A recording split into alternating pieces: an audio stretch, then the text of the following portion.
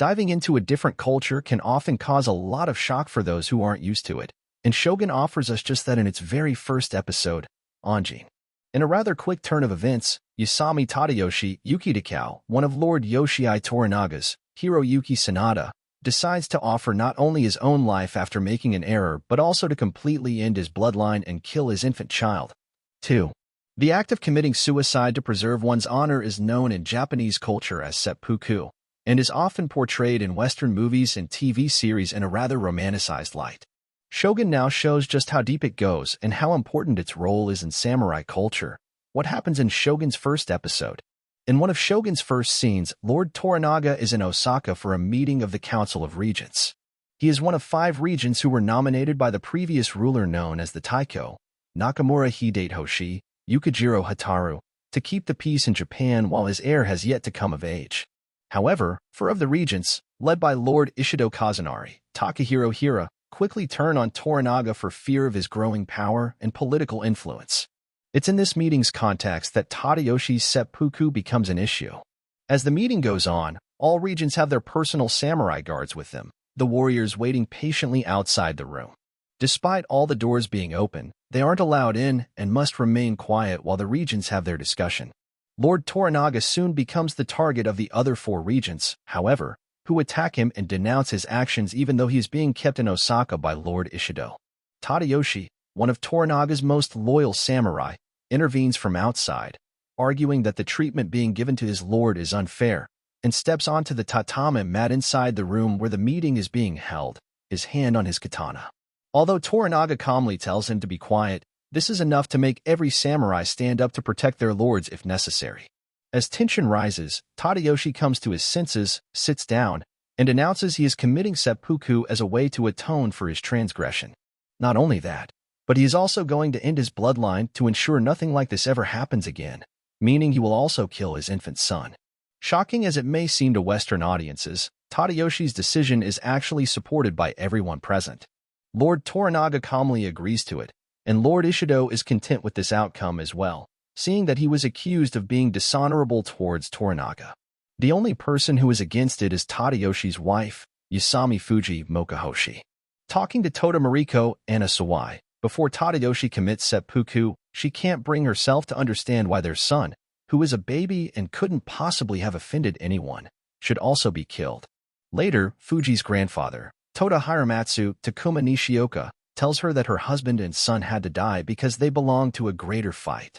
Shōgun's depiction of seppuku is shocking, but layered and accurate for Western audiences. The act of taking one's own life is shocking in itself, especially with the conversations surrounding mental health in today's society. It's easy to fumble the depiction of such a sensitive issue, but Shōgun makes it clear from the start that it's not talking about contemporary subjects. Having a character perform seppuku in one of the first episodes is certainly a way to add shock value to the series and show that the stakes are high, and is also a way of drastically telling the audience that Western rules don't apply. To our Western eyes, Tadayoshi ending his and his son's lives is awful, but it makes perfect sense for a Japanese warrior who has to protect his honor. In the Western media, the act of seppuku is somewhat romanticized, often portrayed as something highly dramatic and to be done only when there is no other way forward. While sometimes this was indeed the reason for a warrior to perform seppuku, many other things might have driven them to it. In Japanese culture, death is seen as a natural part of life, and, especially in the Sengoku and Edo periods, the decision to end it belonged mostly to the individual. For a warrior, this went even deeper, as most of them expected to die on the battlefield, but even this kind of death could bring dishonor, especially if they were captured and taken to be tortured or questioned. In this context, performing seppuku was a way of ensuring one's loyalty to their lords by refusing to be captured and risking disclosing any sensitive information. For example, even one of Japan's great unifiers, Oda Nobunaga, performed seppuku when he found out he was betrayed and about to be defeated, as a way of dying on his own terms and without having his honor taken away. Tadayoshi's decision to perform seppuku is somewhat different, however. While many warriors usually did it preemptively, to avoid having their honor taken away, Tadayoshi did it in order to atone for a mistake, so it's important to put this mistake into perspective. Interrupting a meeting may seem trivial for modern Western audiences, but what Tadayoshi was present for was akin to a meeting of chiefs of state. Interrupting this meeting while pulling his katana and questioning one of the regent's honor could have sparked an all-out war right then. By doing that, he made a fool of himself and put his own lord's control over his warriors in doubt. Seppuku was the best alternative for him to atone for his mistake and retain his honor, as well as his family's honor, which is why taking his son with him was necessary. When Hiramatsu tells Fuji that Tadayoshi and the baby belong to a greater fight, he is talking about how their sacrifice prevented a war. Not just that, but on a spiritual level, too, as even the baby's honor was stained by his father's actions. Honor is at the center of seppuku, not the possibility of death, which is why so many warriors are driven to it. It's a serious act, one that's respected by friends and enemies alike. So, for Tadayoshi and his family, it was important to end their story in as honorable a way as possible, and seppuku was the best way of doing that. The act of seppuku changed a lot throughout Japanese history. When the time comes for Tadayoshi to perform seppuku according to his promise, the act itself isn't shown. While it might be in bad taste to show it in our current cultural landscape, it would also defy the historical accuracy of the actual ritual at the time Shōgun takes place.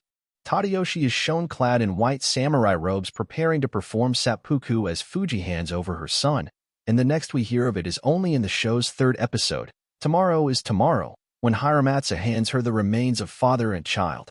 The way Shōgun explores this is reminiscent of the time period when the series happens, the Sengoku period. This is known as the Warring States period, when Japan lacked a single unified ruler and conflict was nearly constant. Death was just as constant, so seppuku was considered a private act, performed in closed quarters, with only another person present, whose role was to ensure the person died honorably. This is what happens to Tadayoshi. During the Edo period, seppuku became closer to what is more commonly depicted.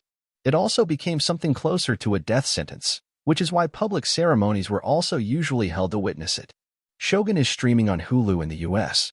New episodes are released weekly on Tuesdays.